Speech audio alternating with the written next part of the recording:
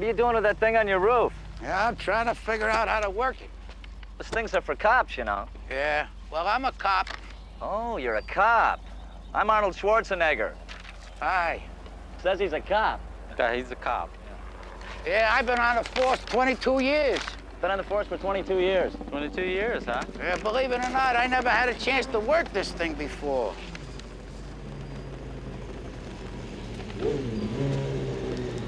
What the hell is he doing now? What's the problem? No problem.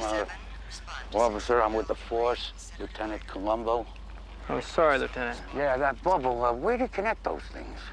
You plugged that in your cigarette lighter, Lieutenant. Oh, the cigarette lighter. Cigarette lighter doesn't work. Come on, I'll give you an escort. Oh, thanks. You know, believe it or not, 22 years on the force. I never had to use one of those things before. Oh. See the fellow in the Mercedes? His name is Fielding Chase. He's got a radio show. Maybe you heard it. No, I don't think I have. No. He was on the phone talking with the victim when the guy got shot. No kidding. Yes, sir. You mean on that phone that he's got there? No, sir. He was at his house in Malibu. Oh.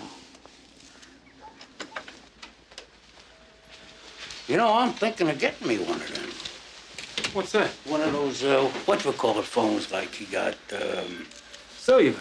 Cellular phone. Yeah. What do you think they cost? Jeez, I don't... You know, there's talk.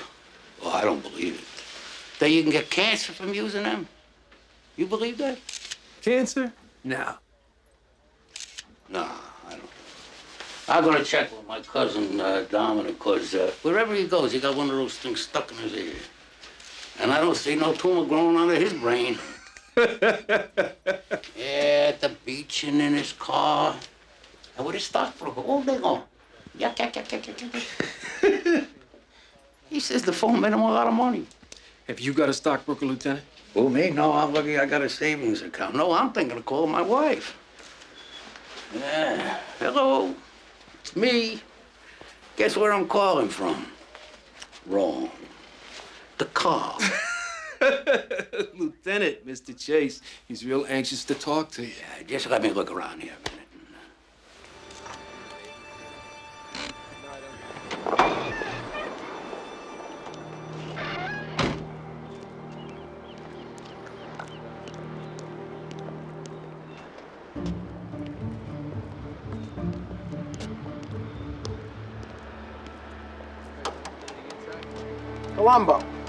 Columbo.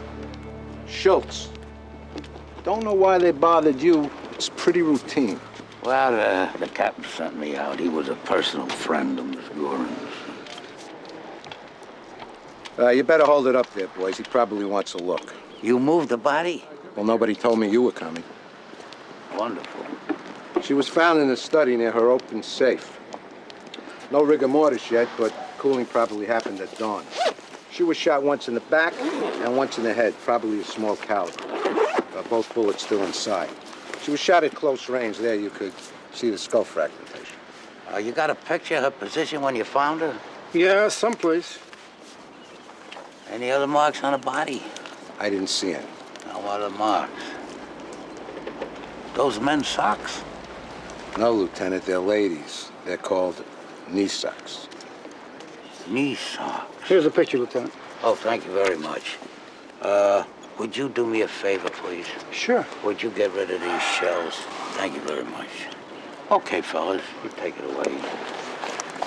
Shoes, a robe, panties, bra, and knee socks.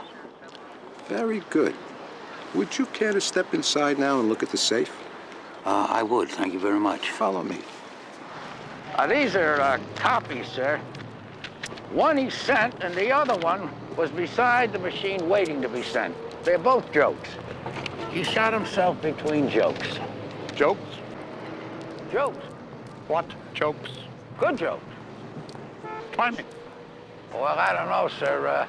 The first one's Jewish and the second one's Irish. I hope they won't offend you. Maybe the Irish. Well, then we'll just try the first one.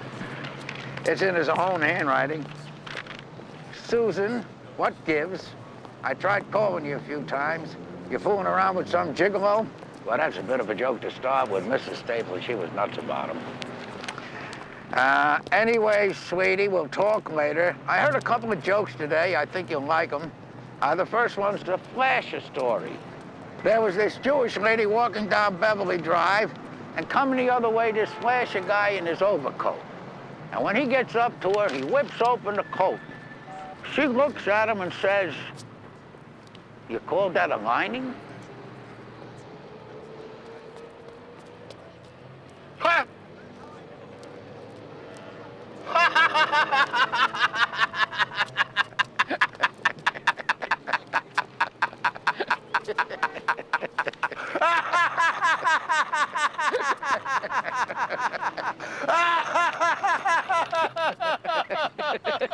Well, Lieutenant, what can I do for you?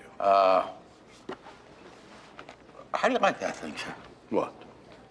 The phone? I'm thinking of buying one. Indispensable. Really? Have you heard, there's people that are saying that you can get cancer from those things, the radiation in your ear. Ridiculous. It is, huh? It's just that my wife saw this guy on television. He said he grew a tumor. One is liable to hear almost anything on television these days, Lieutenant. None of it necessarily true. So you don't worry about it. There's nothing to worry about? Can we get down to business? Oh, absolutely, sir. But first, I got to apologize. When I first met you that day, I had no idea. I mean, I found this in a barber shop, and when I saw your picture that day, you could have knocked me over a ping pong ball. How many people listen to you every night? 10 million, 12 million? It's fantastic. Thank you, thank you. And when I told my wife that I met you, she says, "You know who listens to this guy every night? Your cousin Dominic." She says, "Dominic, he never misses your show.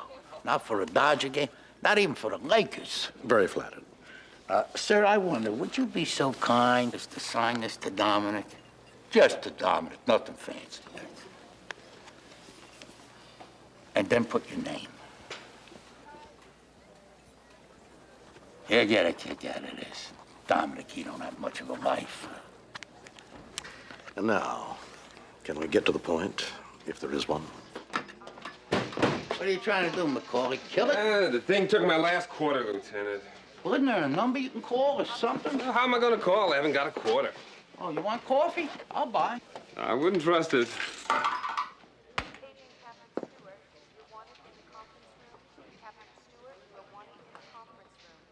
Took my quarter. I tried to tell you. You see the morning paper? Only the ball court. Big story in the Adam Evans case, that he was poisoned in some woman's pool house and then moved to Mulholland. How did I hear about that? You mean it's true? Yeah, but who took the paper off? But I got another question for you. If it's true, how come you haven't arrested this woman? Well, she didn't do it. How's that for an answer? Well, according to the paper, she was the last person to see this guy. She was alone with him. She gave him the drink that killed him. Who else could have done it? The husband. The husband was at a poker game 4 miles away at the time. How do you think he managed it? If I knew that, I'd arrest him. Well, lots of luck, Lieutenant. I'll see you later, huh?